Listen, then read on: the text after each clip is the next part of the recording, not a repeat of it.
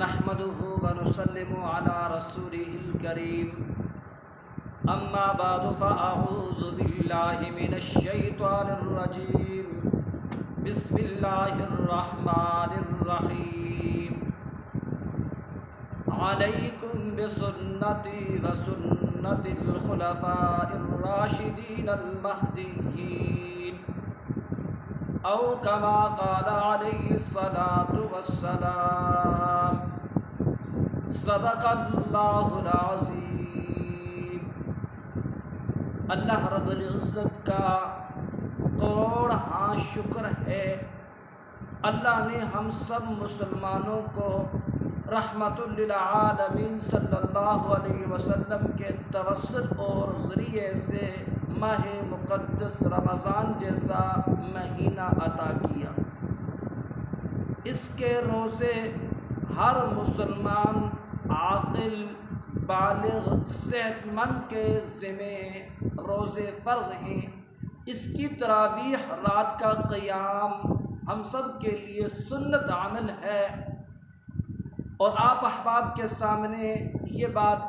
بیان ہوئی، عرض ہوئی کہ اللہ کے نبی صلی اللہ علیہ وسلم نے اپنے دور مبارک کے اندر 3 دن تراویح کی نماز پڑھی۔ کل اب آپ احباب کے سامنے یہ بات عرض ہوئی کہ اللہ کے محبوب صلی اللہ علیہ وسلم نے 20 رکعت تعداد تراویح کی نماز پڑھی۔ ان تمام تر باتوں سے خلاصہ کلام سے معلوم یہ ہوا کہ اللہ کے محبوب صلی اللہ علیہ وسلم نے 20 رکعت تعداد تراویح کی نماز ادا کی، اور اللہ کے نبی صلی اللہ علیہ وسلم نے فرمایا کہ میرے بعد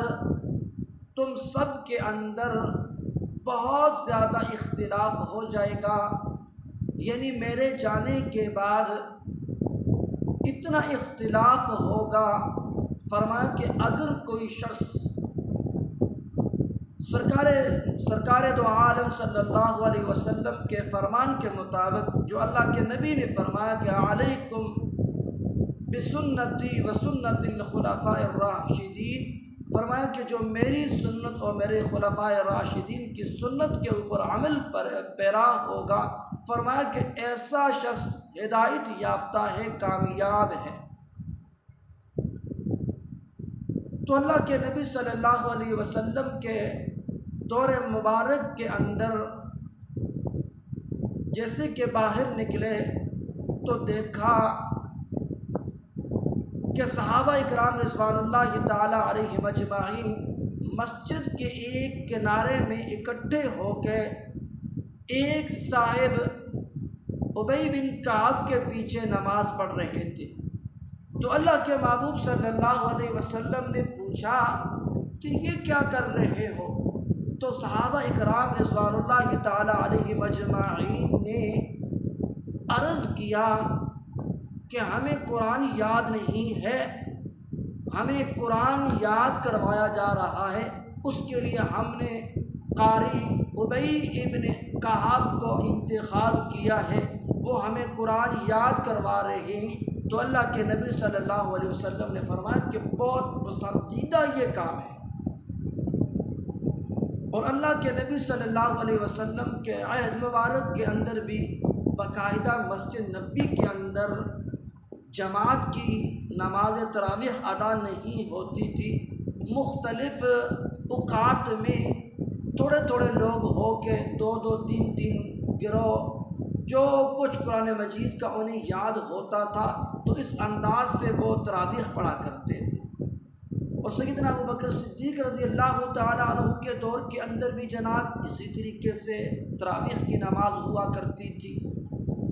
سیدنا عمر فاروق رضی اللہ تعالی عنہ کے دور کے اندر جب انہوں نے دیکھا کہ مسجد کے اندر کوئی فرد ایک کنارے ایک نکر کے اندر،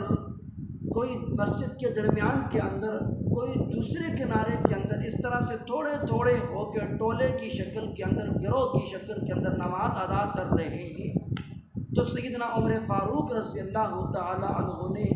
سب کو جمع کیا، کہا کہ میں تمہیں ایک قاری کا انتخاب کرتا ہوں، ابی بن کعب کا، وہ تمہیں نماز تراویح پڑھائے۔ تو اس کے بعد